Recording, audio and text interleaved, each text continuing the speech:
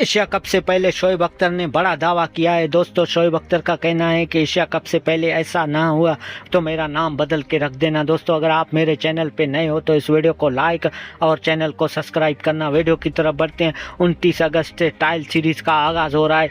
Pakistan, UAE और अफगानिस्तान के दरमियान ये ट्रायल सीरीज़ खेला जाएगा। उसके बाद फिर एशिया कप का आगाज़ होने वाला है। लेकिन शोएब अख्तर ने बड़ा एक दावा किया है। शोएब अख्तर का कहना है कि एशिया कप और ट्रायल सीरीज़ के बाद पाकिस्तान टीम में 3 तब्दीलियां हमें देखने को मिलेंगे। 3 तब्दीलियां ना हुए तो मेरा नाम बदल के रख देना। पाकिस्तान के टीम में 3 प्लेयरों की वापसी होना है। एशिया कप से पहले बाबर आजम, मोहम्मद रिजवान और नसीम शाह टीम को ज्वाइन करेंगे। और शोएब अख्तर का ये भी कहना है कि पाकिस्तान और अफगानिस्तान के दरमियान 29 अगस्त को ट्रायल सीरीज़ का पहला मैच खेला जाएगा।